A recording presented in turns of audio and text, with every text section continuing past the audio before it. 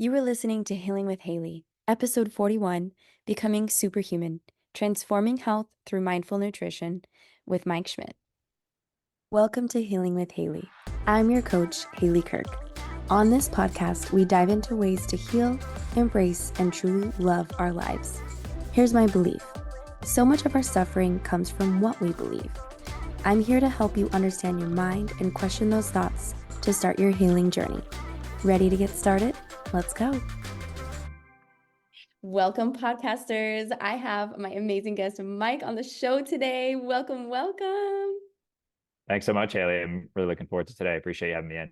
Absolutely.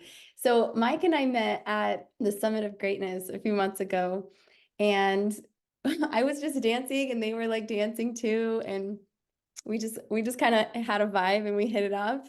And so then we exchanged Instagrams and I was like, oh my God, Mike's content is it's like provocative and juicy and like so informative. I really love it. I love the content that you're putting out. And so tell us, like, what's your passion? What's your purpose? Give us the details. The $1 million question. Yeah, I think try to keep a long story short, but this whole thing started really with me growing up as an athlete and kind of always having this burn it off mentality where I could eat whatever I wanted and, I wouldn't gain weight or it wouldn't really affect me. But at that time, I don't think I had the awareness level around, the raw materials I was feeding my body and how I was suffering from chronic acne and hemorrhoids for like 7 years. And I didn't think that food might have something to do with it. Started getting into calisthenics, injured my shoulder. That kind of like was a big silver lining to waking up to the body. Started shopping at Whole Foods, started looking at all the ingredients, realized a lot of the best stuff was coming from California. Then I did a golf trip out here, just kind of fell in love with San Diego, and I'd kind of heard it was sort of the mecca for all health and wellness. So I didn't really know what, when, why, what was going to happen, but I just knew something good was going to come from just throwing myself in a like-minded environment. So yeah, then I started to meditate during the pandemic, and then got reached out to about like a supplement company, and then I joined a nutrition cert, and literally within like 3 weeks of joining that cert and learning about health and the body, like I totally eradicated all my acne and my hemorrhoids, and I was like, holy crap, like how come nobody knows this? This is crazy. So then I just kind of felt a pull and a calling from the universe to start teaching it. So that's kind of the origin story is overcoming the chronic acne, and then continue to run the business for a couple of years, and then I finally left my corporate job. About 2 months before I left, I started getting like gut health issues and afternoon energy crashes. And I kind of went through like a big identity crisis, being the health coach, struggling with his health, realizing that there's a lot of stuff that's kind of off our plate that affects what goes onto our plate. So I call that primary food, right? So it's our environment, it's our sleep health, it's our relationships, loneliness, boredom, emotions, and how that affects our secondary food, which goes onto our plate. So yeah, I mean, to answer your question, long story short, I think I've just really approached nutrition holistically, because I've had a lot of success that way. And I think that the human body, the mind and body spirit kind of knows how much we're supposed to eat, what we're really supposed to eat to be able to connect to ourselves at a deeper level.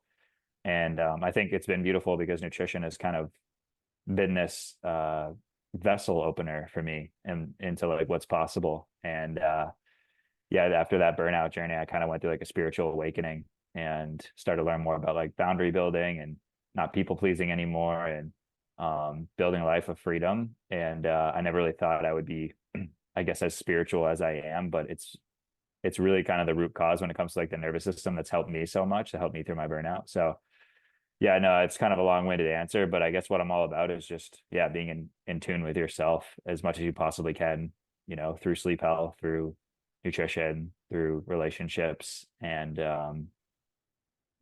I heard it once from a friend I actually did another podcast with. She said that nutrition is the gateway drug to spirituality. And that's kind of, I feel like, a good way to sort of sum up what I'm all about. And kind of destigmatizing the mental health stuff, especially with men. I mean, the male suicide rate's literally 4 times higher than women. And, I don't do it for show. I don't do it because I think it's like a niche. It's just me organically talking about my journey and my experience, and people happen to resonate with it. So, I think the law of attraction kind of just works. It's magic when you are authentically yourself. Oh, such yummy things you were just talking about. I loved everything you said.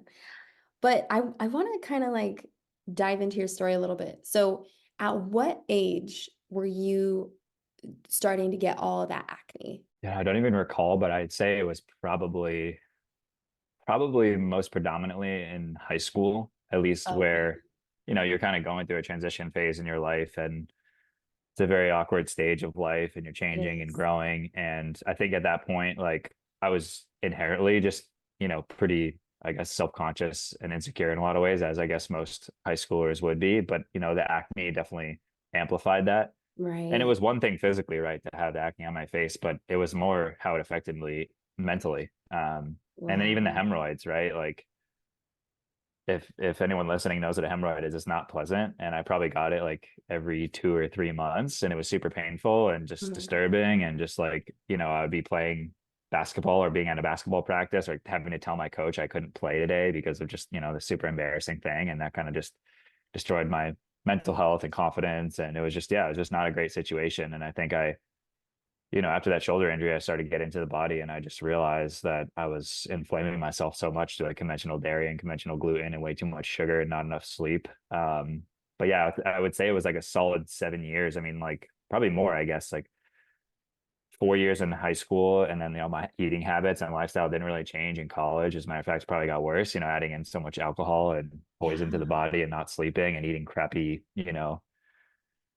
cafeteria food and all that stuff. And like even when I hit the corporate world, like if nothing changes, nothing changes. So like you get Right. older, but your eating habits don't change, or you don't like find a reason to change, or Mhm. you're not learning a new way to eat, then why would you expect anything to change? So that's why I'm very grateful for the silver lining of the shoulder injury, because I would have never really woke up to like how good the body can feel. Um, and so yeah, I think it was probably, at least like now that I think about it, like all through high school, all through college, and even after in the real world, so to speak, in my corporate job, probably 10 years essentially. And I was Wow. trying the what is it called? The Accutane? I think it was the proactive. Um, and then I tried the tretinoin, which is like a topical cream, and like really like your skin gets super dry, so like it's sensitive to the sun. Ah. And then actually I like somehow I think I reached out to my mom and I was like, hey, do you know if you have the like prescription I was on for my acne? Because I was literally put on an antibiotic to try to, kill the bacteria that was causing my acne. So I tried Wow. everything, and Did you try Accutane? I think I considered it, but Uh-huh. I had heard it was like pretty intense, so I don't believe Yeah. have ever actually did it. Uh-huh.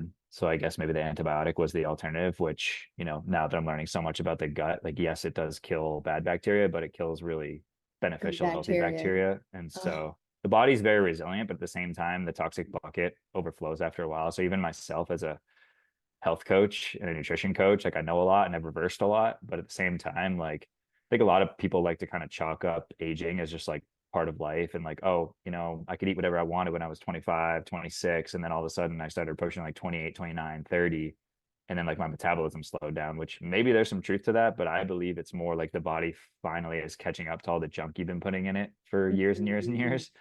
So like Mhm. even for me, I know a lot, I've reversed a lot, but Mhm. I mean, Jesus, like I grew up the buffalo chicken calzones, the pizza, Subway before my basketball games, like Pop Tarts, Cheez-Its, Goldfish, like, butternut donut from Dunkin' Donuts, I French was just vanilla gonna iced ask coffee. Like it you. was just an absolute, yeah, just total unconsciousness for so many years.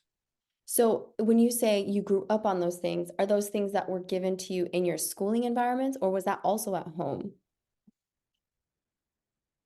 I would say compared to most like parents, my mom was at least a little bit more so like more conscious about food. I mean, she didn't really, it was very, very surface level. She'd give me like carrots and celery instead of, I don't know, pretzels or something. Yeah. So I felt like, I mean, we definitely still had Cheez-Its and Pop Tarts, and like, Mm-hmm. I mean, she would literally make me like those typical like Toll House English muffins with like brown sugar and regular sugar and cinnamon. And I love those. I would have those like every day. I would Yeah. come home from high school and just like house like 4, 5, 6 like frozen waffles, anything I could get my hands on, really, because I didn't know what to eat. And I was so famished Hungry. and tired and overworked and wasn't sleeping well. I get home at like 2:15. My parents weren't home. I didn't know what to cook, how to cook, and I was just like whatever I could get my hands on. And when I look back at it, I realized, and not to mention after I would sleep for like probably 2 hours and just go into a massive food coma and then try to wake up and like do some homework before my basketball practice, and then get back to my basketball practice like 9, and then try to do homework after, and like, wouldn't go to bed till like 12. It was just a crazy cycle.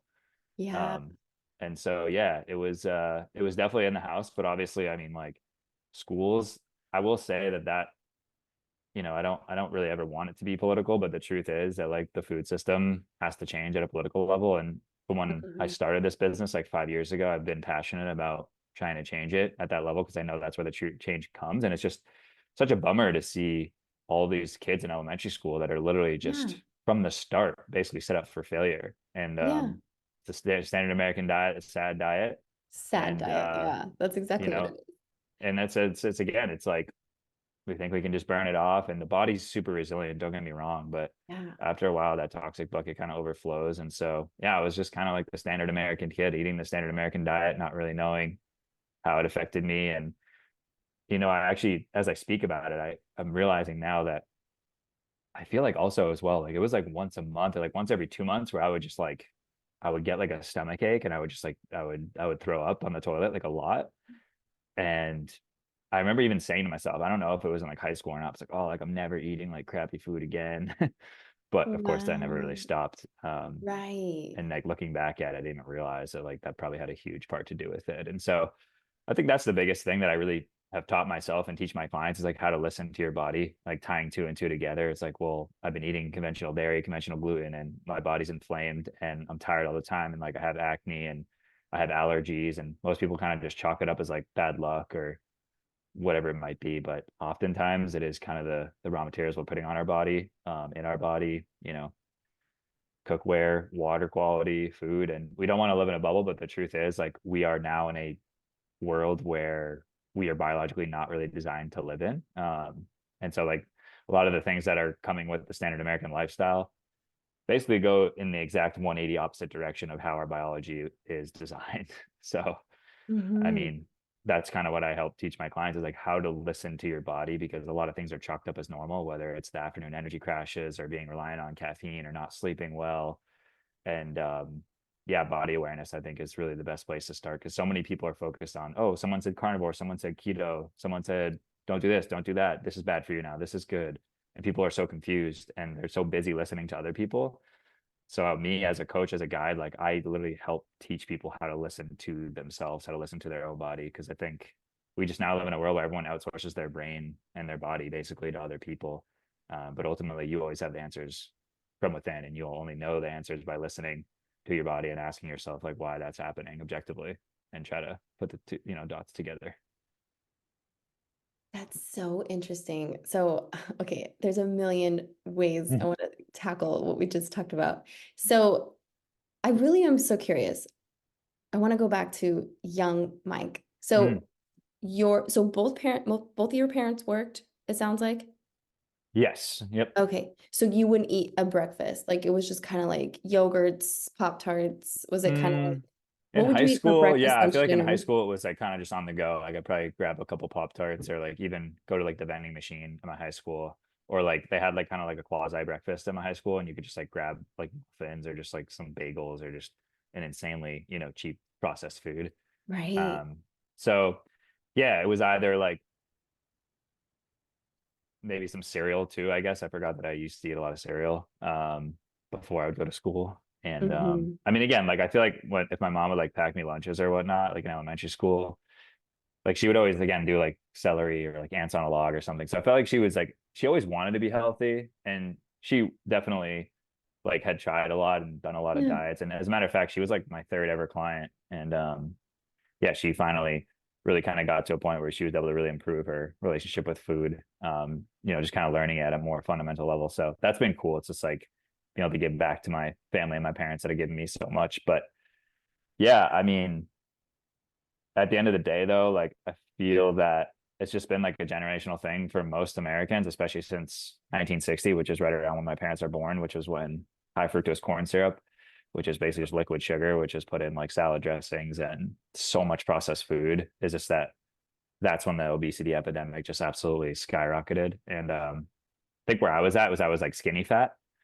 Like I wasn't actually like fat on the outside, but like my body was just getting destroyed on the inside. Yeah, skinny fat. That's funny. Yeah, with that burn it off mentality. So Yeah, I mean, I think my parents tried their best, and like my mom was like at least like aware, and she'd always make salads and stuff. But so I'd say she was probably more conscious than most, I guess, average American parents at that time, but still Mhm. very, very, very surface level. Not her fault. This is how Yeah, we were just the indoctrined, conditioning, right? and so yeah, and then every time I'd go to my friend's house, I'd like look forward to it because they would have like gushers and like whatever it was, like animal crackers. And usually my Snacks. mom wouldn't have as much, junk food as some other friends and family or whatever.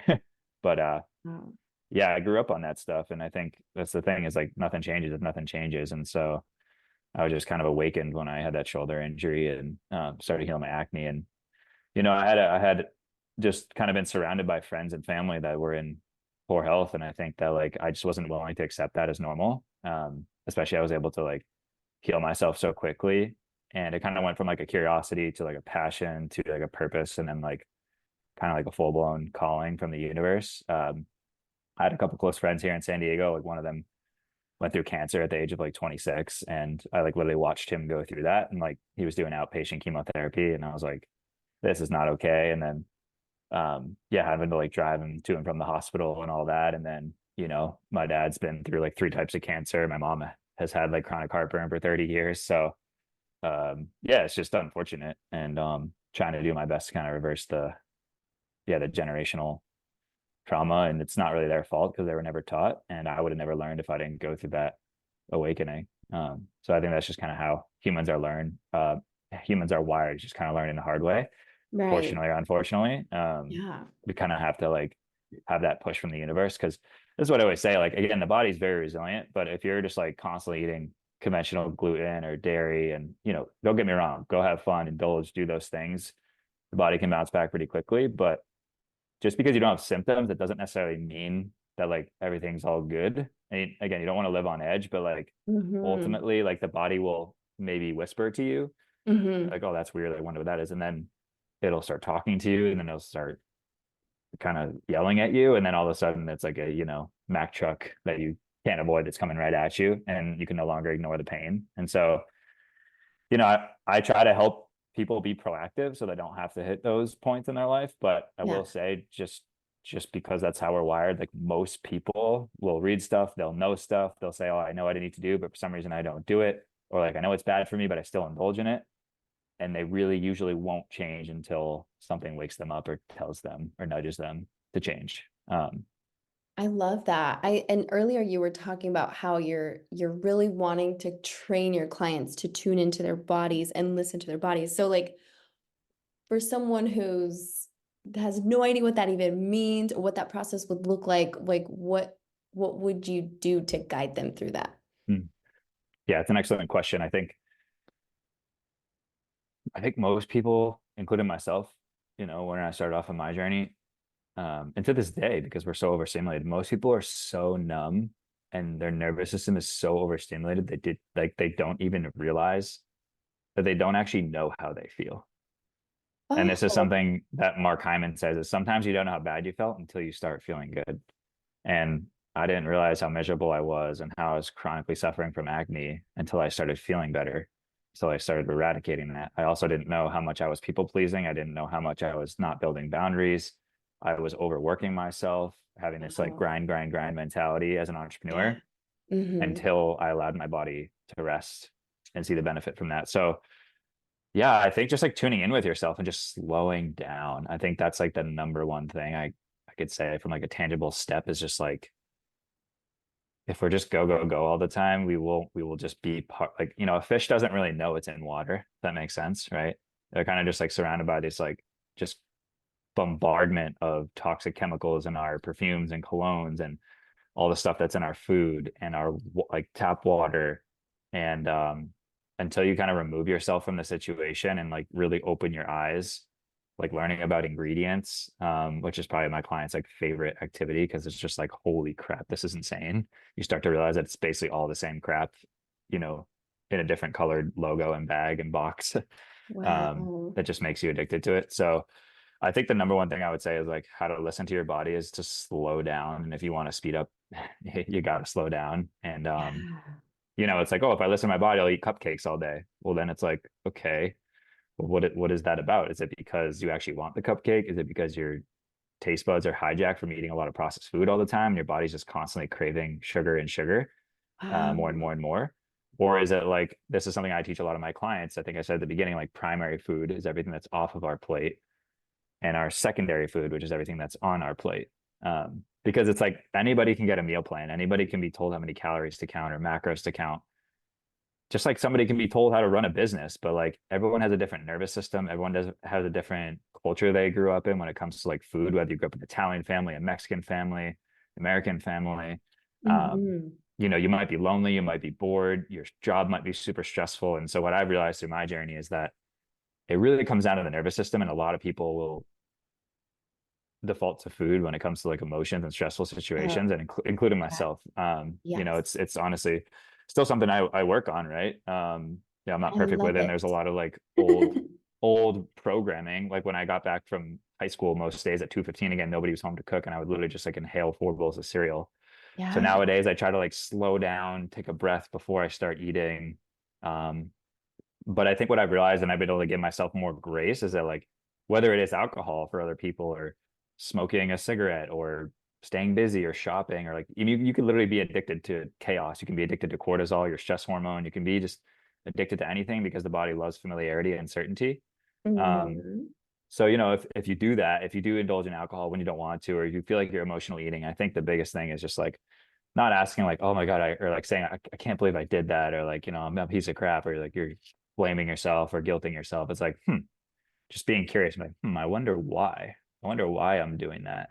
And everything I've learned about the nervous system, it's like, isn't it weird? Like we know the cookie's not great for us. We know the cake's not good for us. We know that too much sugar or chocolate like isn't great, but we do it anyway. It's like, well, what's going on there? Like, why is that happening? And what I've realized is it's really the nervous system. It is the nervous system trying to keep itself safe. And this is why even bad habits serve us, because it temporarily pulls us out of pain. We're super stressed, we're super lonely, we're really bored. That is a form of pain. And so whether it's looking at your phone, or yeah, reaching for food, or reaching for alcohol, like it's a way to pull yourself out of that pain. And Oh, so I wow. think like that's where you can start to listen to your body, be like, am I actually hungry? Do I actually want this alcohol? Do I really need to like doom scroll on my phone? Or is it just because I'm super lonely, or I'm really stressed out and I just need to like relieve myself out of this pain, no matter what it takes? And it's like people try to lean into willpower, like be disciplined or be good, but we're much more biological than we are logical.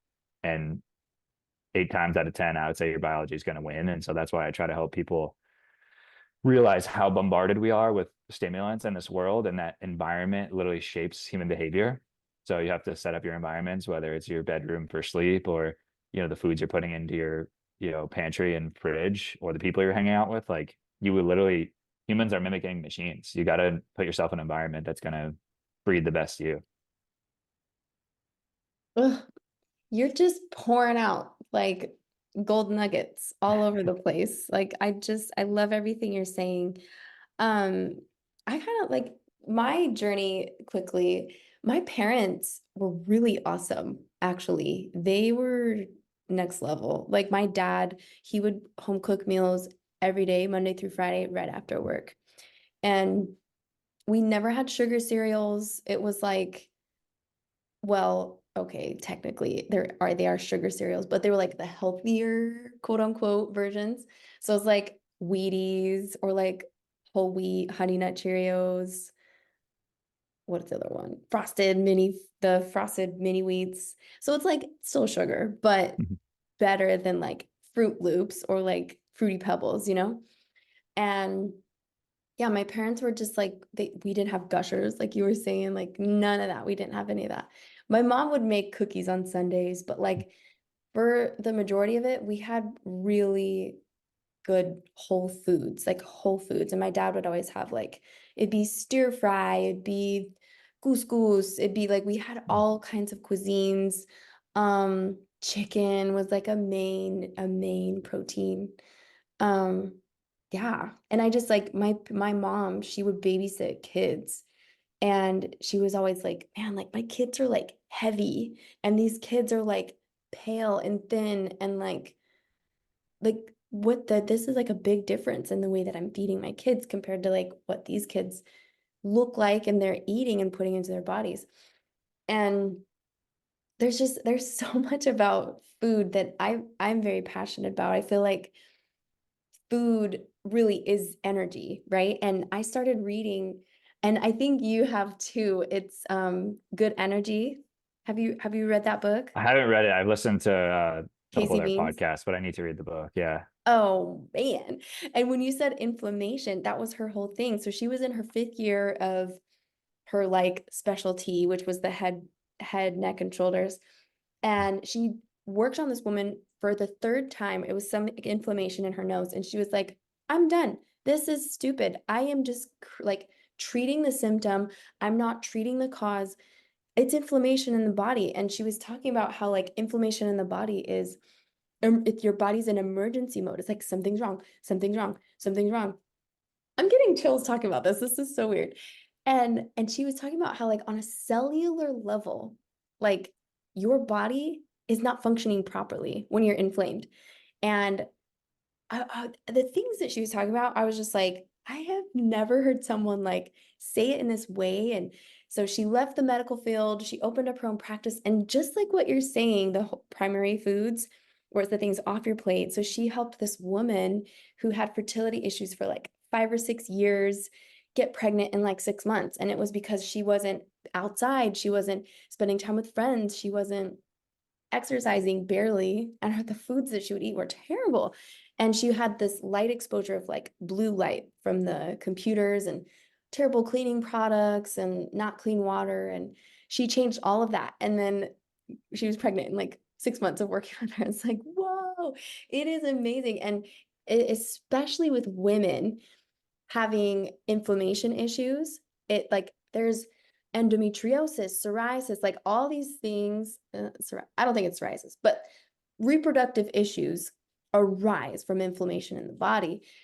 And I was like, wow, like it's just amazing. It's really amazing the power of food and the primary foods, right? The things outside our environment. And so I've just, from learning about that, I've been doing like little, um, well, from her book, the biggest takeaway for me was sugar is the devil. It's like, oh my God. Because I've always struggled with sugar. I love sugar.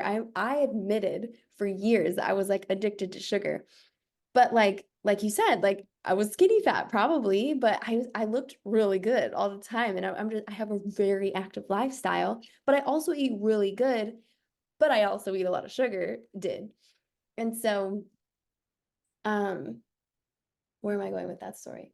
Oh, so when I read her book, she started talking about all the horrible. It's like glaucoma is sugar in the eyes.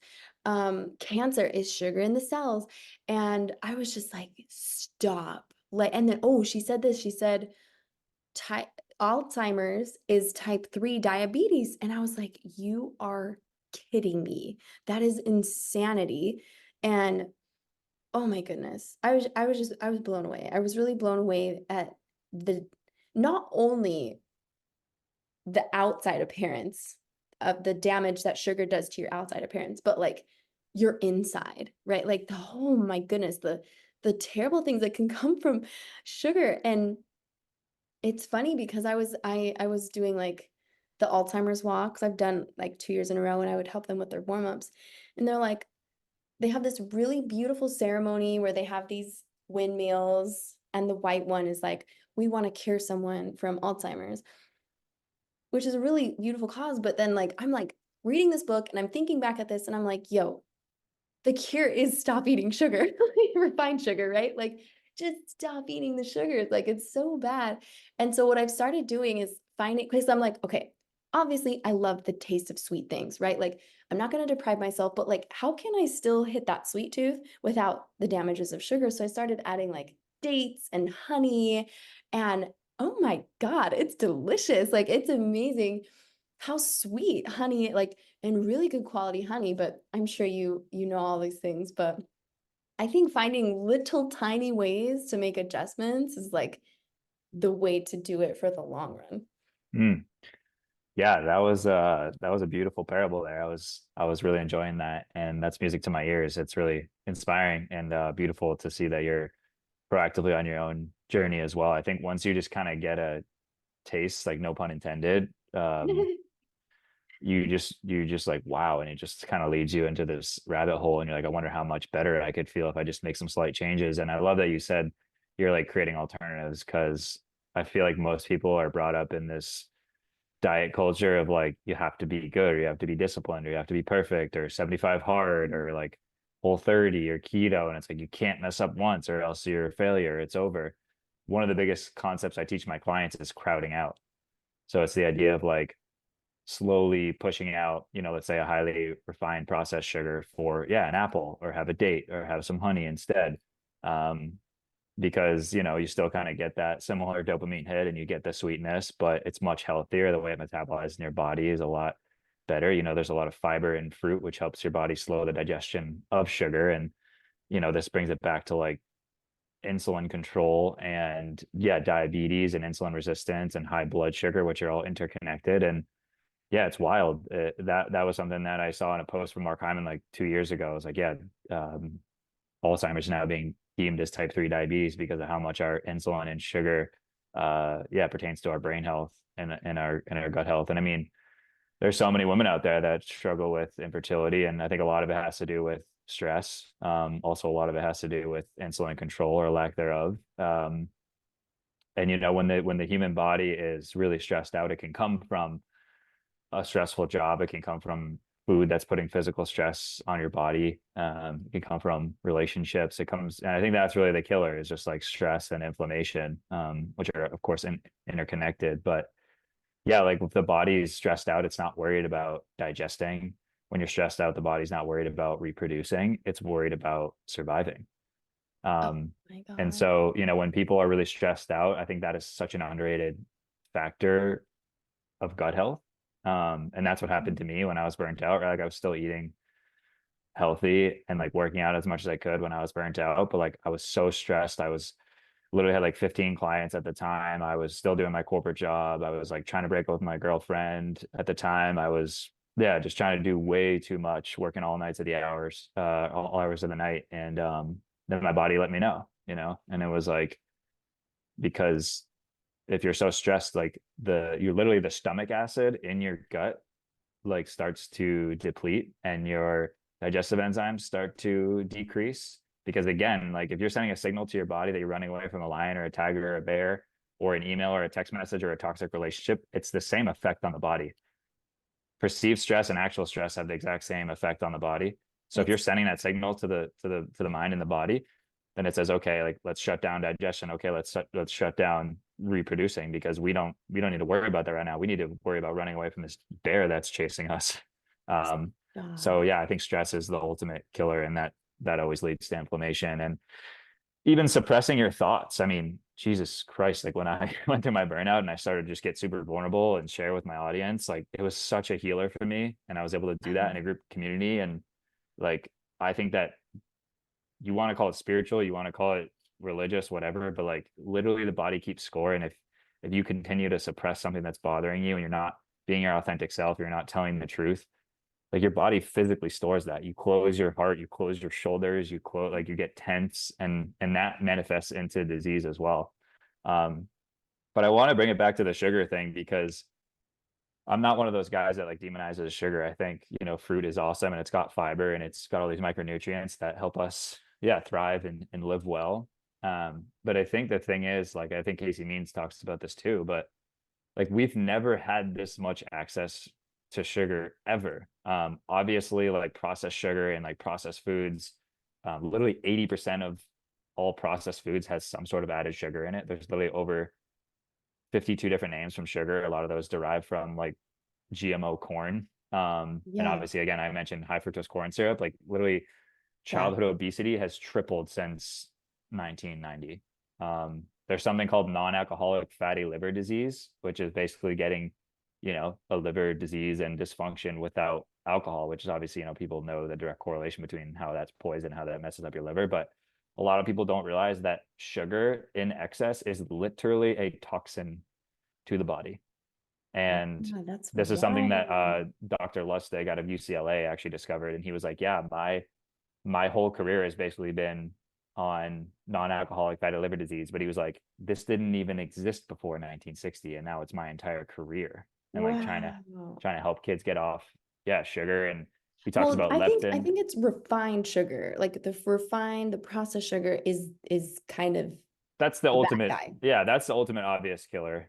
Yeah. But he talks about leptin, which is like our satiety hormone, and how like our taste buds and our just our gut and the amount of sugar, it's just been so hijacked that like we actually don't even know when to stop eating. And that's why Wow. people are constantly snacking and like overeating and emotional eating, because like again, this goes back to the primary food. Is like, is I'm actually hungry, or is like my taste buds are like totally hijacked, or am I lonely and I'm just trying to like fill this void?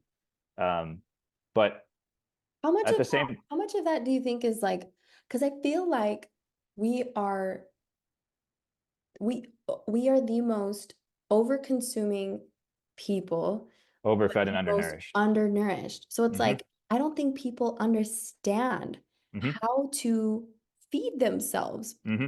properly. Because I'm like, I'm Not blown even away. close. It was so second nature for me because like my parents knew how, but yeah. Yeah, I mean, the average woman gets 4% of their daily recommended intake of fiber, and the average male gets 8% of their daily recommended intake of fiber.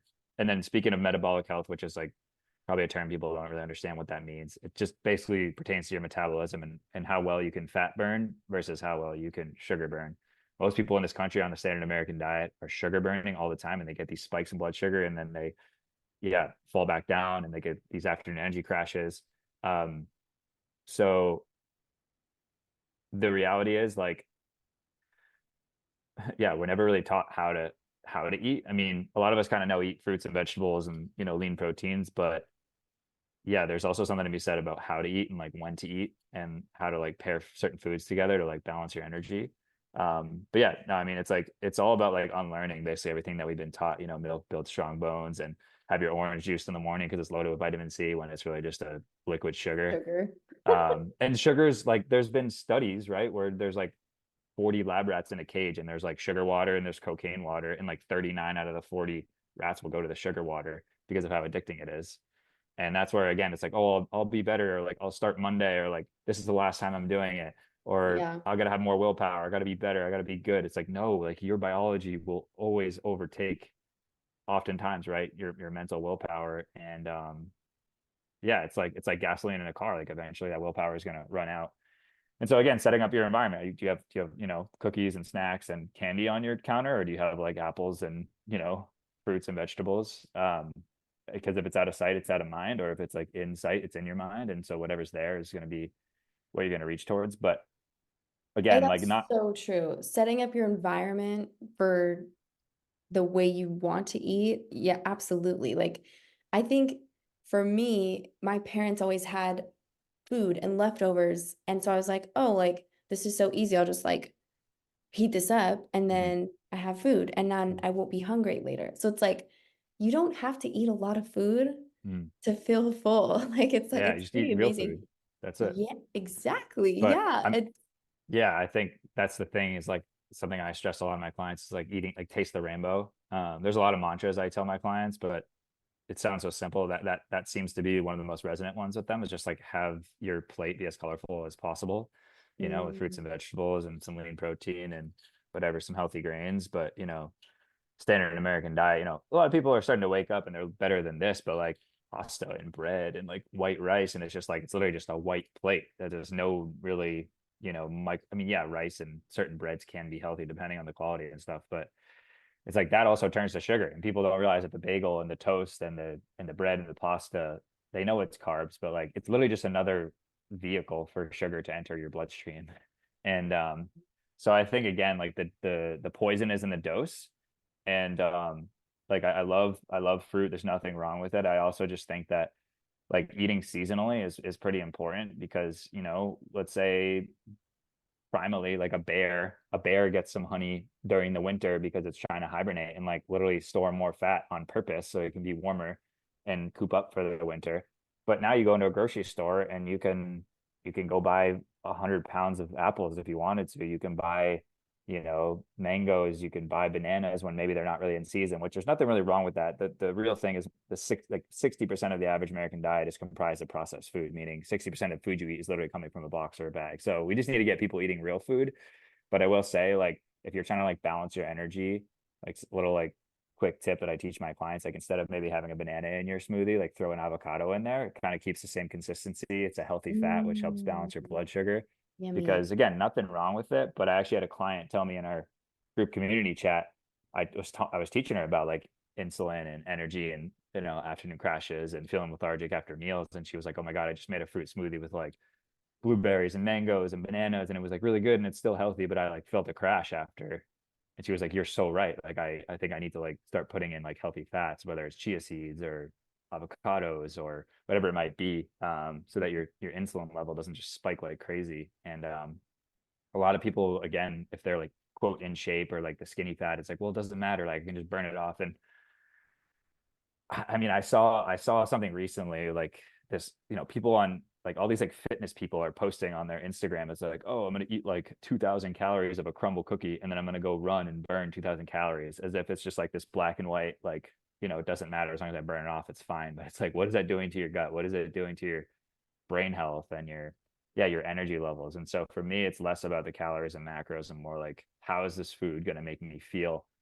Food is a form of self-respect. It's literally the raw materials that Ooh. builds your cells and who you want to become. And so I don't know. I think too much of anything is never a good thing. So for me, nutrition comes down to like quality, where it's sourced from, right? Number one, and number two, like the frequency at which you're consuming it. Because same deal with red meat. Like it depends. Is it conventional red meats that's fed antibiotics and hormones, which was also probably giving me acne back in the day, and that the conventional dairy is fed same deal. Or is it grass fed? Is it grass finished? Is it, pasture raised? Is it quality? But at the same time, even if it is, like I think,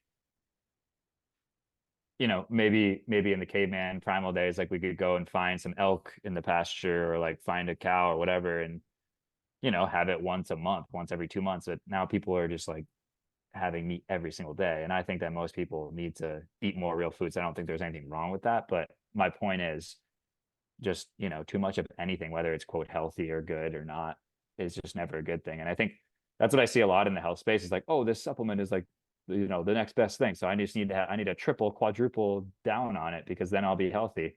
It's like, no, you have to have a balance and you have to listen to your body. And some people do better on carnivore, some people do better on keto. I don't think diets are sustainable. They're like short-term intermittent, um kind of functional tools you can use to maybe fix your blood sugar, which I think keto is actually a very effective way to do that, because you're just eating less sugar. But overall, like your microbiome, meaning your gut and your stomach, is like home to some of the most like biodiverse bacteria that even exists on this entire planet. So you got to feed it biodiversity with different colors and fruits and vegetables and healthy protein, and just give it diversity. And then you'll start to breed better healthy gut bacteria that helps your digestion and gives you better energy, because that's what Hippocrates said like thousands and thousands of years ago, that all disease begins in the gut. And I'm a big believer in that. I think that a lot of the hormone health stuff is actually a downstream effect of poor gut health.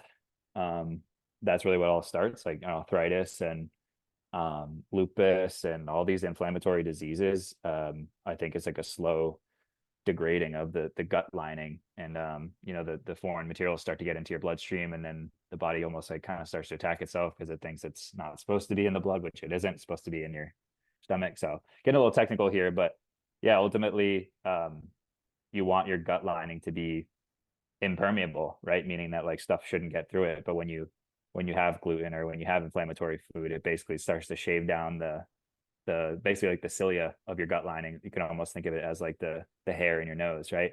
That's there as like a filter. It's there to filter through the air. It's kind of the same thing with the gut lining. And so that's what I'm saying. It's like, oh, you can indulge, and the body's resilient. And when you have a lot of gluten or conventional wheat and whatnot, the body will recover, it will restore. But after a while, if you keep shaving and shaving and shaving down that gut lining, eventually you're going to start to get symptoms. And that's when So this is, people I love how change. you explained the microbiome or the gut. And so talk actually more about it, because I feel like there's so many of us that are like, I've heard this word like thrown around Mhm. before, like microbiome, Yeah. good bacteria, bad bacteria. So like where is it? Where is it in our body? What does shaving it down look like? And Mm. yeah, go into that. Yeah, I mean, I'm not a doctor or a gastroenterologist, but you know, I've just listened to a lot of people I respect in the wellness space, like Mark Hyman and people like Casey Means and you know, Dr. Lustig, people who know what they're talking about. And actually, Dr. Lustig, his motto is like, feed the gut, protect the liver. That's kind of his mantra is feed the Ooh, gut, protect the liver. Every time you have a bite of food, it's like, okay, am I feeding my gut with the right bacteria, healthy, you know, prebiotics and probiotics, which, you know, probiotics is like the biggest buzzword in today's world. yeah, Um, and then protect the liver, right? Not drinking alcohol, protect the liver by not having too much sugar, because yeah. that's where sugar is metabolized. Hmm. And again, literally non-alcoholic fatty liver disease is from too much sugar. It's literally to a point, too much sugar is toxic to the liver, just like alcohol is, but people don't really think about that. Um, but yeah, I think ultimately, um, yeah, your gut is actually home to 90% of your serotonin, which is your happiness hormone. It's home Stop. to 70% of your immune system, and 90% of the neurotransmitters in your body go from your gut up to your brain through something called the vagus nerve and not the other way around. So that's why Wow. like gut instinct and like gut feeling and like, you know, getting butterflies in your stomach is like a very real thing because that's where your neurotransmitters are.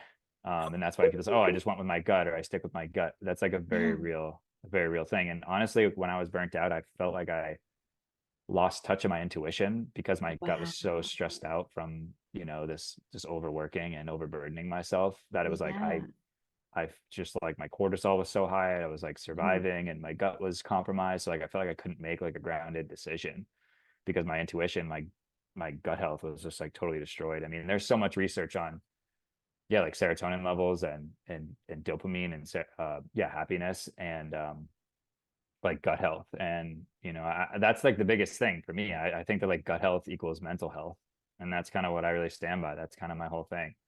And so every choice, every time we get to take a bite of food, it's like it's an actual choice to be like, am I respecting myself? Do I love myself enough to like love food that loves me back and stuff that actually nourishes me? So I know that's not really the scientific aspect of it, but it I guess kind of is. I mean, again, 70% of your immune system. I mean, That's that's wild. everything. And That's wild. when I had all my acne and stuff, it was like because of my gut, I took antibiotics, which just totally depletes the healthy bacteria that you need to be healthy and operate and not have skin issues. And Is so, it really? When you take yeah, those I mean, pills? there's so much research on like certain strands of bacteria that affect like even things like yeah, like your hair health and like dandruff and like yeah, I mean, acne again for me, it was just I mean, anytime you're taking an antibiotic, literally biotic, what does biotic mean? Yeah, I think Oh, and antibiotic, an antibiotic. biotic literally means life. And so antibiotic literally means anti-life, meaning it kills all life. Jesus. So it's killing the, you know, the neurotransmitters in your gut. It's killing the immune system and the immune cells in your gut. It's killing the serotonin, which is your happiness hormone. And this is something Zach Bush says, but I don't forget what the exact number is, but it's like after I think 2 weeks of antibiotics, which is pretty standard for any sort of protocol, there's like an increase of like 40% in like depression, Oh, which I I've wouldn't doubt at heard that all. Right. actually. I've heard that before. Yeah, I don't know where this cynicism came from, but I like from a young age, I wonder if this was my parents even that were like, you don't need an Advil, you don't need a Tylenol. Like they were always just like, you don't need it. I People think, pop that like candy. It's crazy. right. So, but we had it, but Mm, we were always like, you don't really need it. You that's don't. awesome. I know. And so like when I would have surgeries, like my wisdom teeth and I had like hydrocodone, I was always like, I'm just gonna take one. And I had Mm, a whole bottle, but I was like, I'm just gonna take one. And then if it's really bad, okay, but I'm just gonna take one. And like I had a whole bottle. I literally just took that one and I had like a bottle of like 50. And I was just like, wow, like that's nuts. Like mm. and then you watch all these documentaries about big pharma and like they're not, I don't think it's profitable for people to be healthy. I No, don't, that's an economic fact. Not It's not profitable for people to be healthy. That's exactly why. The thing is, like, people don't understand that being on medication is literally the reason that they're on medication. Yeah. Yeah. I'll tell you this, Mike. When I was pregnant with my son, I was like really afraid I was going to die and he was just going to be like, oh. So I was like, hey, what can I control? What can I cannot control? I'm like, I'm going to take out a life insurance policy because if I die, he'll get a lot of money and I know he'll be set for life. So I get this life insurance policy and the girls ask me questions and she's like, hey, do you take any medications? And I was like, no. And she's like, wait, you don't take any medications? And I was like, no. And then she was like, I've never heard of someone not taking medications.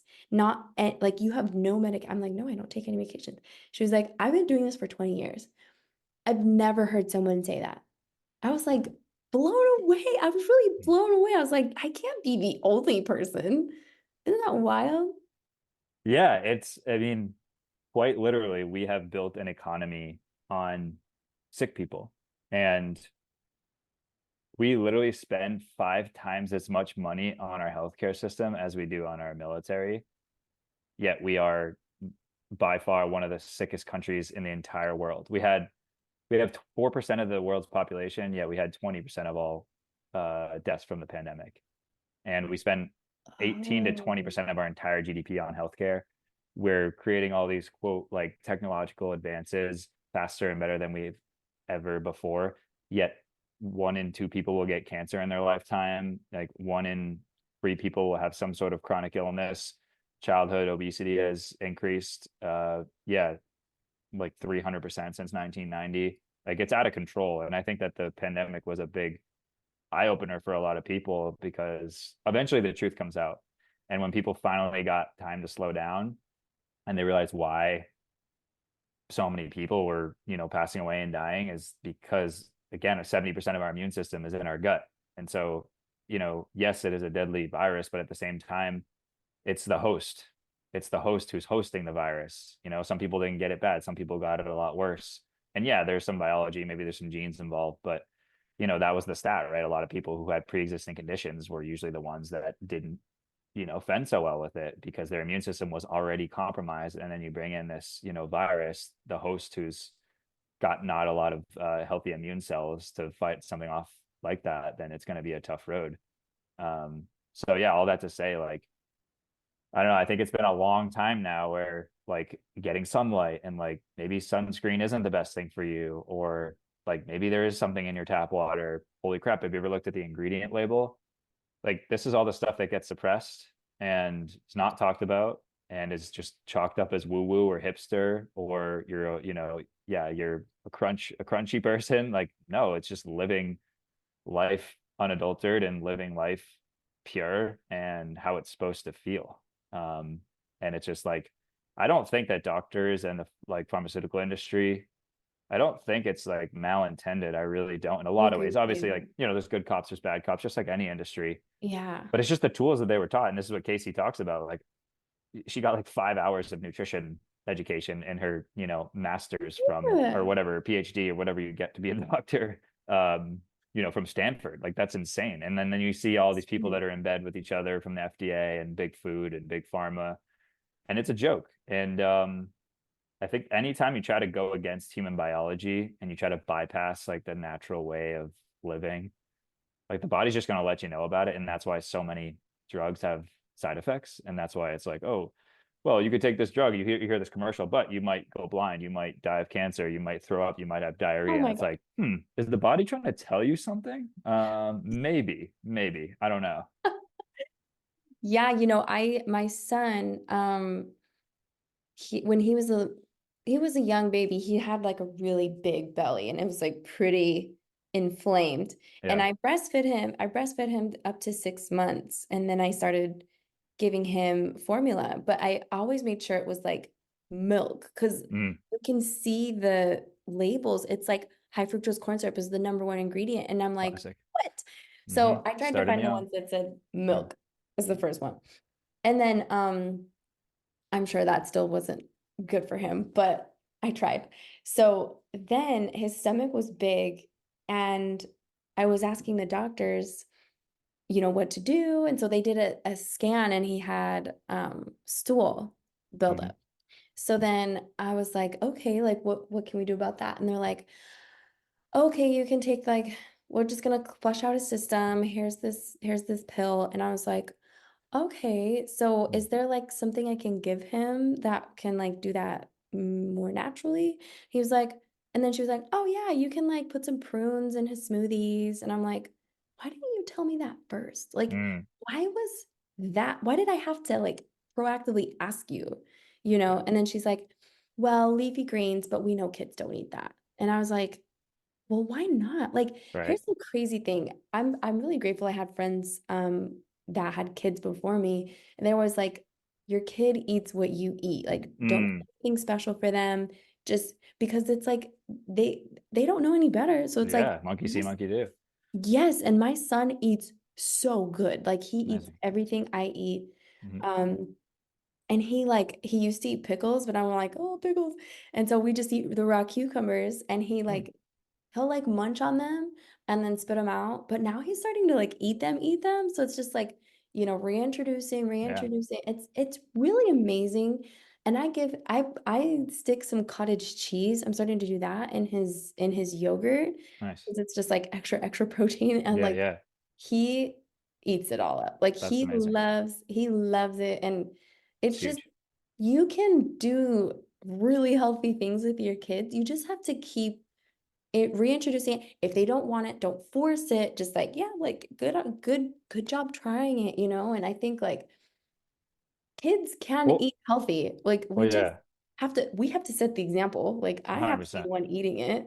And he's Yeah, like, oh, like, well, if mom's eating it, like, 100%. Yeah, thank you for saying that. I think that's amazing. I mean, I don't know if I don't think I follow the page or like have really read any articles, but I feel like I keep seeing stuff like Moms for America or whatever, and a lot of them are just kind of like waking up to the poison of the food system, and that's really what it is. And I mean, think about it. You just said like the formula stuff.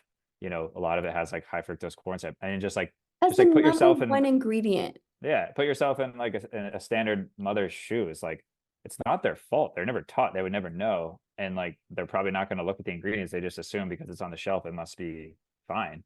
But it's Yeah. not the case. I mean, the amount of food recalls that have happened, and so my point is though, like you can't change what you're not aware of. And when I bring a lot of clients into my program, like I kind of realize like a lot of time, like, oh, like what questions do you have? And yeah, they'll have some stuff about protein and whatever, but like a lot of the times you just don't even know what you don't know. So that's why Yeah. when I bring on clients, it's like I like to work with like former athletes and ambitious people and like lifelong learners, just knowing like there's probably another level of nutrition that can make them feel better outside of just like counting calories or macros or like eating fruits and vegetables. Like maybe there's more to it, and I teach Mm. how to eat and like obviously what to eat as well and certain protocols. But yeah, I think that's really that hits home for me and close to my heart because this is why I want to like impact at a political level because I know it starts from childhood. And it's like again they're mimicking machines. It's like monkey see monkey do. And I've Yeah. had clients who come in. My one client, Yesenia, like has three kids. I think she just had a fourth kid. Wow. Good Another on her. client, Jeff, who has like three kids. Antonio has two kids, and like it's just so rewarding to hear them be like, "Oh yeah, like my kids used to have all this candy, and now they're eating like frozen grapes." And like, "Oh, my daughter before she like grabs something from the pantry, she's like, oh, mommy, like is this healthy for me?" And like she actually like Oh, wants that's to so know if it's like cute. going to be good for her body, and that's really where it starts. And so we're just Yeah. programmed from literally like birth and are not Yeah. only programmed. I mean, is this terrible? Like these kids are infants. Obviously, they don't have a choice, and they're just like Right. already from birth consuming high fructose corn syrup, which didn't even exist before 1960, Oh and my just God. hijacking their taste buds. And then you wonder why your kid is struggling to eat fruits and vegetables, and like, oh, my kid's such a picky eater. Like they don't want to eat fruits and vegetables because their taste Addicted. buds are hijacked. They're addicted to sugar. Yeah. They don't want the bitter leafy greens because their No. body has been programmed to crave sugar, and the body knows that because this is how it works. Is like the first form of energy for our body and most preferred source is glucose. And then it's stored glucose in the liver, which is called glycogen, and then it's fat burning, which is why when people do fasting, like they kind of break that barrier of the glucose and then they break the glycogen in the liver, and then they have no other option but to use fat as fuel. And so if you train someone to constantly have a lot of carbs, constantly have a lot of sugar, the body says, okay, like I'm really stressed out, or I'm really tired right now, or like I just need a quick hit of energy. Okay, cool. So I'll have a protein bar that has like fake sugars and it's only 100 calories. So I think it's healthy. But then I don't know why I feel like crap or why I have gut issues. And it's like, if nothing changes, nothing changes. And if we've been programmed and the mother doesn't know or the parents don't know that what they're feeding their kids is like slowly programming them into failure, then yeah, it's going to be a whole journey of unlearning, which most of us have to do because that's how we were born into it, including myself. And so I don't exaggerate when I say this, but like if you do not educate yourself on nutrition at a deeper level outside of like macros and calories, like you will fail. And the default literally is failure. Like that's what it did, right? We spend $5 trillion or whatever is 5 times on our healthcare system as we do in our military. Like we've literally created an economy on people getting sick, and it starts from literally infancy and having high fructose corn syrup in formula. And so like I'm super grateful that I had this, silver lining of the shoulder injury that got me into food. And I would have never really learned about it unless that happened. And like I built this toolbox over 5 years, and I know so much, probably more than I like even realize. And I take so much of it for granted because it's so ingrained into my lifestyle that I like Yeah. forget that people don't know these quote basic things, or things that I think are basic. And so I have Right. to constantly remind myself too that like, when I'm bringing clients in, it's, this is actually a Vince Lombardi quote, who's like a football player or a football coach, and really successful football coach. And he has a famous quote when he's like teaching his players, like, we start at the beginning, like, gentlemen, this is a football, right? So for me, it's like, ladies and gentlemen, this is an apple. And it's like literally just getting back to eating real food. It Wow. sounds so simple. It sounds almost too Mhm. simple to not be the Yeah. answer, Yeah. but it is. And It is. so I just like, what I've realized is that, again, I'm like, how does anybody live without this toolbox? I don't mean that like egotistically or like Mhm. my program's the best. It's just like this feels like a baseline birthright of how you're supposed to feel and the knowledge you're supposed to have to like operate as a human who is happy and has good energy and wants to feel good. And so Yeah. I realized, I'm like, oh, like how do people do it without this? And then I realized the answer was like, well, not very well. Yeah. They're not feeling No. good, or they're accepting their health condition as that's just the way life is, or they're on medication that perpetuates that cycle, right? My mom was on chronic heartburn meds for 30 years, and she didn't realize that that heartburn medication was actually making her heartburn worse. I know it Oh. sounds crazy, but like there's the common misconception that heartburn is because of too much stomach acid. It's actually because of too little stomach acid. And those heartburn PPIs and stuff, like they deplete your stomach acid and they strip calcium from your bones and they strip B12 and the iron levels go down. And so like I was just able to finally, as I kind of went through my second awakening, sort of approach the conversation differently, and was finally able to break through to help her get off it, which I'm really happy for her, because she finally realized that like literally the reason that she was on it for so long is because she was on it for so long. You're not supposed to be on them for more than like 2 weeks, and she was on them for 30 years. And there's links to like Alzheimer's and all that. And so that's why I was trying my best from the beginning to help her avoid it. And I don't think people realize that these drugs are literally made to keep you a lifelong customer. That's Yeah. just a fact. It's It's not even a bias. It's not opinion. It's just a fact. Well, there's evidence of it, right? Like Right. there's evidence of Pfizer, Johnson and Johnson, all these big pharma companies having to do big bailouts because they Mm-hmm. did not have the best interest of the people. And that's where like, yo, I'm gonna be honest, when the COVID-19 thing happened, I'm like, who's doing this? I don't trust what they're gonna put out. Like, there's no accountability. There's no like the pills that you're giving your mom, where's the accountability there? Like it's Mm. just, and I don't, oh, that's a whole other episode, but I do want to, I wanted to tell you something. Oh, so I took my son out trick-or-treating. You're gonna love Mhm. this story. And I brought an apple because I was like, oh, we're probably Yeah. gonna get hungry. Mhm. But I love the like activity of it. Mhm. Like it's communal, it's like Sure. it's fun. We get to meet people, we get to watch people get all dressed up. Yeah. And my son, he reached into his candy bucket for the apple in the bucket. Mm. And Beautiful. not that candy. I don't give him any candy or That's sugar. amazing.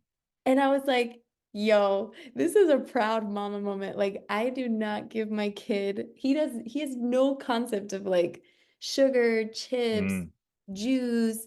Like I don't give him I give him milk and water and like a tiny amount of milk in the morning. And I was like so proud of that's myself. I'm beautiful. like, Yeah. I'm a good mom. Yeah, you should be. I mean, it really all that's where it starts. It really does. And it's like, how are you gonna expect your kids to change if you're not changing or you don't really even know how to eat food? And that's the ripple Yeah. effect. That's like literally the generational ripple effect. And Yes. like that's why I like working with parents sometimes. I mean, they're all like very busy, but the people who care and they care about themselves and like they want to show up better for themselves and for their kids and how that's going to be like a domino effect. Like Yeah. that is awesome because, you know, it's not just impacting the one client I'm working with, but it's like their kids. And then eventually, you know, if they're growing up in a wellness generation, which is I feel like what's happening right now, then, you know, that's how we heal the world one bite at a time, which is literally my slogan. Um, so yeah, I think Oh, that's beautiful. I see it. You I should be see really it proud of right yourself. behind you. Yeah. It's Yeah. changing the world one bite at a time. That's Yeah. beautiful. I love that Yeah. woodwork. Yeah. But I mean, yeah, Well, I wanted to touch back on something you said about good energy mm, and how like you don't know how to feel good until you feel good. And yeah, I yeah, was like, that blows me yeah. away because I get this a lot. Like people will ask me, like, are you on drugs? Or like, what do you take? Like, why are you always so happy? And I was like, I would like stop to think about it. I'm like, I just like feel good. I feel really good. And then I realized, so I kind of had the inverse effect when I was pregnant with my son. That first trimester is really brutal. It's that morning sickness. It's just Mm, not fun. I was like the opposite of how I normally am. I'm not mm, friendly. I was like, I don't want to see anyone's face. I just want to like sit in a ball and cry and just blah. And I'm like, wow, this is probably what a lot of people feel like on a day to day. Just like, oh, I was like, oh, mm, wow, I can see why people feel so yucky. I mean, for me, food is fun. Like food is like I have like my three baskets of like kiwis and apples and oranges mm. and my son likes to like point at them and he's like, I want, Amazing. those things. And I just I have so many freaking dishes and it's exhausting because I cook him meals throughout the day. Mm, But it's so worth it to me because I feel like health is wealth. I really yeah. believe that's what it is. And I want him to be set up for success. And Hmm. he's just a beautiful little boy. Yeah. That's fantastic. That's really what it's all about. And I think like anytime I onboard a client, you know, the main topic of discussion in that initial call is like, why does this matter to you? You know, of course, everyone wants to feel good. They want to lose weight. They want to sleep better. They want to eat better. But like, why? Like, why is that so important to you? And some people have parents that have just gone through the ringer when it comes to health, or they have kids that they just want to raise, you know, the right way and be healthy, or they've gone through their own health journey and they're just not willing to settle for a life that's like less than what they know they're capable of. And for me, I think like, especially if you're an athlete or just you're ambitious or you love to learn, it's like knowing that you're capable of something and reaching a certain potential, but not being there and not actualizing it is like, it's like almost like proactive regret. And you just like every day you're like, wow, I know Mm, I could be better, but I'm not doing it. And I think that's what frustrates a lot of people is like, I had this bagel or like I had the alcohol or I was in this mhm. social setting or I was at a wedding and like, to be honest, like I really didn't want to eat that or didn't want to drink that, but I did it Yeah. anyway. And then it's like, that is the ultimate friction. It's like I know who I want to be. I know the type of person I can be. I know how good I can feel. Yet the decisions I'm making aren't actually aligning with what I desire. And that is just like that's split energy.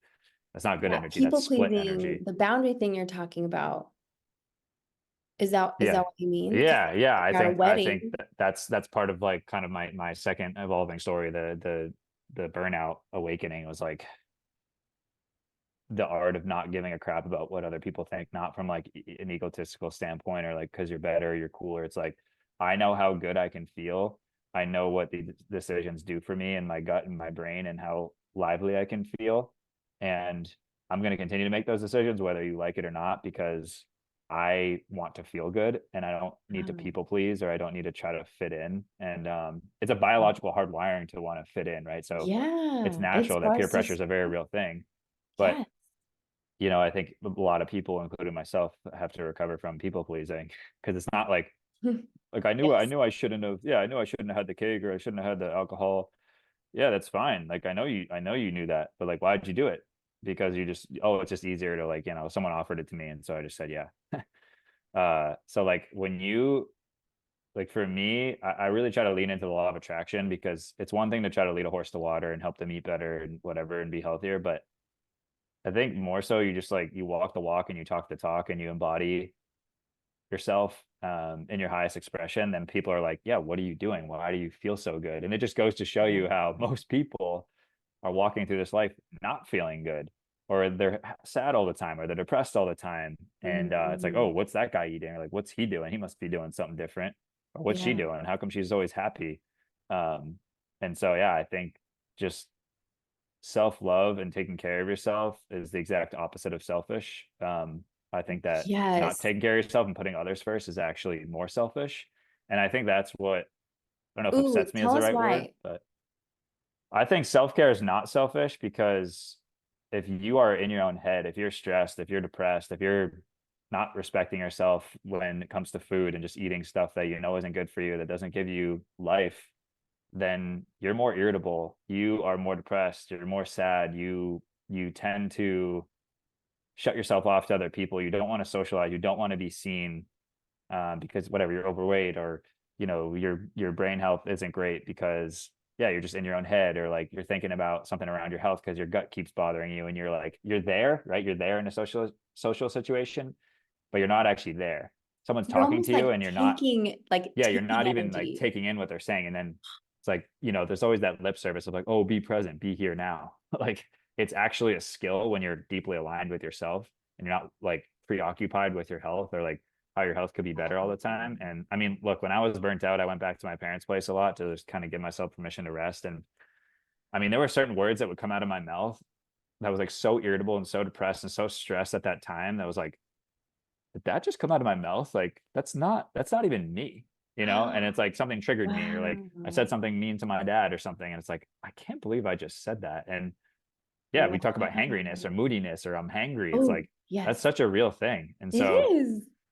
like for me, I think when I was depressed and when I wasn't healthy and when I had my acne, is like I would isolate myself. I would just doom scroll on my phone. I'd go into my room and not talk to anybody. I wouldn't want to go socialize. So I think for me, being healthy is like literally the number one avenue to become your highest self and to be successful, quite frankly. Because if you are feeling like crap, if you're feeling irritable, you don't want to be seen, you don't want to go out there and put yourself out there, and you just want to put your head down and not Wow. talk to anybody.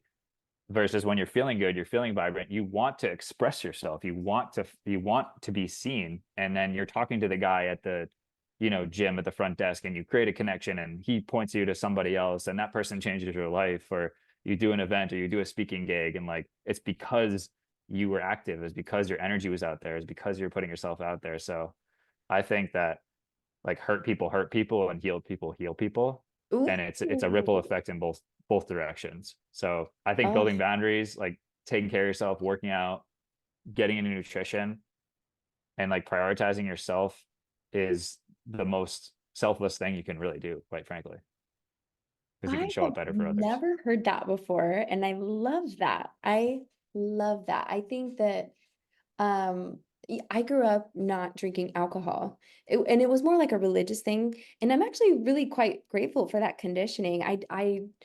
I went to college in Utah. I grew up Mormon. And so it was just like not a part of our friend thing. It just really wasn't, which is ironic because I grew up in Vegas and then went to college in Utah. So it's like my friends were just like, oh yeah, she's Mormon. Like she doesn't do that stuff. And I'm really grateful for it because honestly, and ironically, when I was pregnant, that's when I had my first sip of alcohol. I didn't know I was pregnant at the time. I'm like, of course, universe, of course.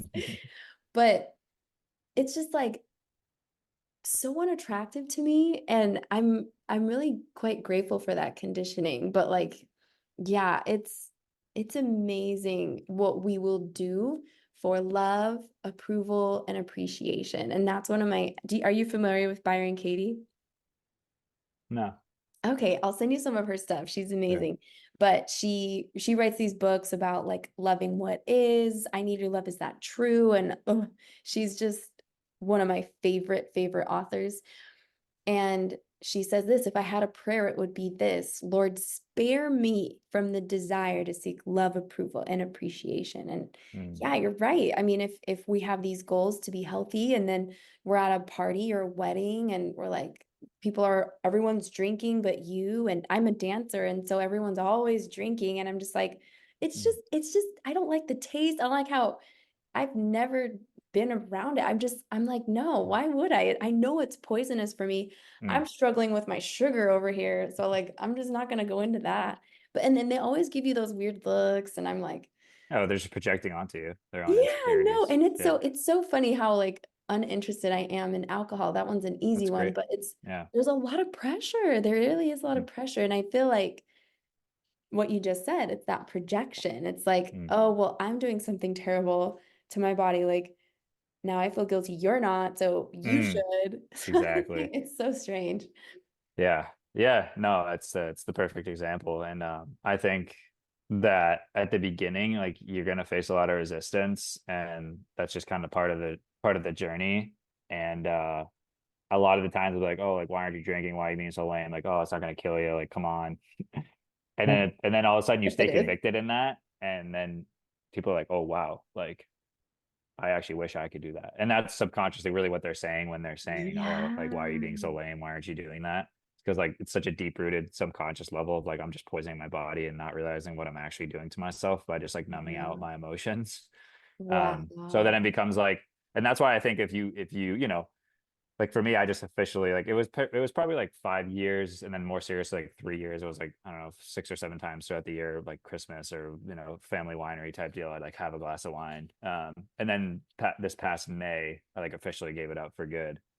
Um, Wow. That's amazing. Congrats. Thank That's you. a huge feat. Yeah. Yeah, it took a couple like mini awakenings to be like, all right, like this just doesn't Totally. serve me at all. Like there's not 1 ounce of this quite literally that serves me. But Yeah. I think like if you're trying to wean off alcohol and like it's not the greatest, and it's hard because yeah, a lot of your friends do it, or like I mean, I don't think this is probably the hardest part for a lot of people is like there's such an identity, aka like your ego that's attached to the types of people you used to hang out with who do those types of things, and you're afraid to like Right. lose your tribe, which it's like I mean it's possible you can still hang out with your friends even if you're not drinking. And like I mean I go to weddings all the Yeah. time and I'm dancing like a madman. I'm the most sober person there, but Oh, I it's gotta see also like yeah, yeah, I that. know you're a dancer. But it's like, well, I mean, if you really want to be your highest expression, are those people that you're hanging out with like, do they serve your highest self, right? And it's like, show me your friends, Honestly. I'll show you your future. Um, Ooh. so I don't know. I just think that like if you are trying to wean off it, like something I teach a lot of my clients is like we game plan, we have goals, we have a lot of goals for other things. Like, football teams go into games with a game plan, like, but a lot of people just go into social outings and they're just like, well, I'll try to just like have one or two and stop. And then next thing you know, they're either blacking out or they're six shots deep or having like 5 beers. And it's like, oh, what happened? It's like, no, if Mhm. you are convicted and you commit to yourself, like I'm literally having one beer tonight, Yeah. then you gain more confidence and you're just like, if someone's like, oh, like let's have another beer, you're like, no, like I'm good. Like, thank you. I committed to this. And so I think if you're wishy-washy or you're like, oh yeah, okay, or you give in to like what other people are doing, that's where it gets dangerous because then the lines kind of just get blurred. So I teach Yes. my clients that when it comes to alcohol, but also like food. It's like, all right, let me Yes. pregame this barbecue or this like holiday event with a smoothie that's going to make me 50% satiated and full before I even show up. Oh, I So that I'm love not that. like, trying to indulge in something that I don't really need or really want. I'm not Yeah. actually hungry for it. It just happens to be there, and then my brain tries to justify why I need it. Um, Oh, so I love that so much. And honestly, Tony Robbins, he says the most coolest thing. It's identity, right? And even mm, James Clear, the Atomic Habits guy, mhm, he's like, tell me the difference between these two statements. It's if someone asks me for a cigarette or asks if I want a cigarette and I'm trying to wean off, say, "Oh, it's okay. I'm trying to quit," versus, "No, thank you. I'm not a smoker." exactly. Ah, it's like, whoa. And it's crazy because I have that identity for alcohol. I'm like, I'm not a drinker. I just don't do it. Mhm. But I want to embody that for like sugar. I'm like, Yeah, yeah, I'm a health nut. I don't eat that poison. yeah. Well, it's like so backwards. It's like, oh, like, oh, you're not gonna have the cake, or like you're not gonna have the pizza. Like, oh yeah, you must be on a diet. It's like, no, I'm just deciding to nourish my body. And it just goes to show you how backwards, right? When Yeah.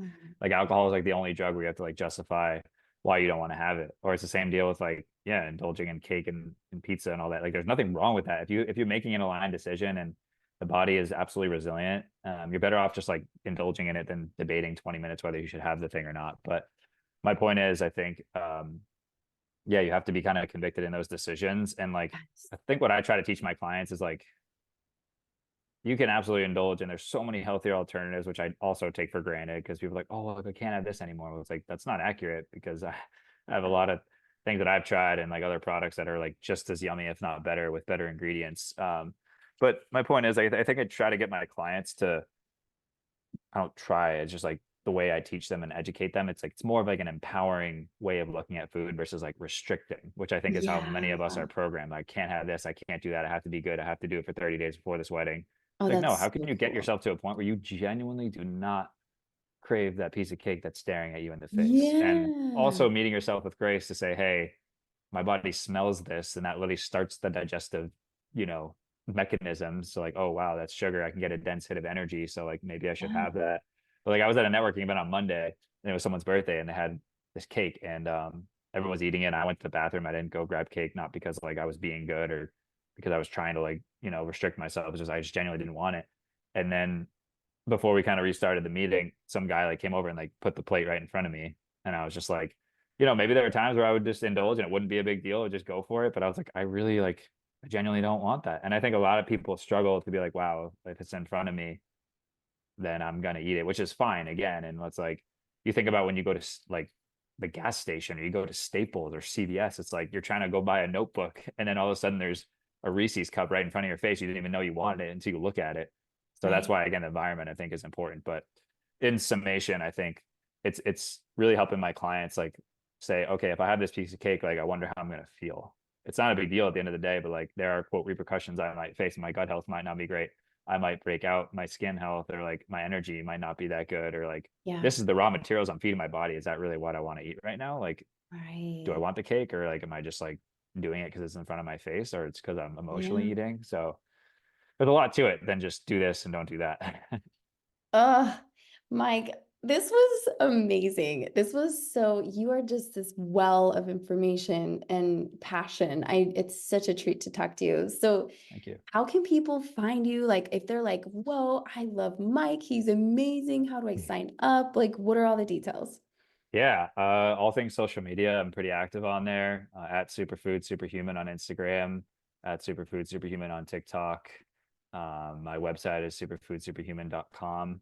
And yeah, I've done many iterations of my program and how I teach people, but I think ultimately at the end of the day, like what I've realized is that most people struggle to be consistent with their nutrition habits. Like that's the biggest word I hear from so many people is like, I'm just so inconsistent. I need to be more consistent with my habits. And I think it's oftentimes because people are just being told what to do instead of actually empowering themselves and like learning and educating themselves on how to create a Mm, more long-term, like healthier, sustainable lifestyle. So they can be happier and have more energy and really just be the best versions of themselves without feeling restricted, right? Or feeling like overwhelmed and more mhm. empowered. So yeah, I've worked with like 80 clients in the past 3 years and many different iterations, but currently I'm doing group cohorts where people kind of start at different times. There's, you know, modules. I kind of break it down with like the community, the course, and the what is it? The coaching. So like I do live calls. We have a whole like educational platform around nutrition, health, sleep health, mindset in an online teachable platform. And then yeah, the community is really, really helpful. And that's been super fun. We have like a WhatsApp thread and people are posting recipes and their wins and their struggles and just encouraging each other and keep each other accountable. And I mean, when I first started, I did a lot of like just working with anybody and anyone that needed help, which is fine. You know, I think it's more the psychographic, like people who are, again, lifelong athletes and learners and they're ambitious. But I've worked with parents, I've worked with people going through menopause, I've worked with people that are 25, 30. It's really more like the mindset and it's a two-way street. So it's like for me, it's important to bring in people in the community that will also like contribute to the community and be a good value add. Yeah. So yeah, the coaching, the community, the course, I'm on all things social media. And yeah, just really teaching people how to empower themselves to live a healthier lifestyle, and doing that through coaching, the online platform, and the community. Oh, that's amazing. That's so amazing. I have one more question before I let you Sure. go because I want free coaching. No, I'm kidding.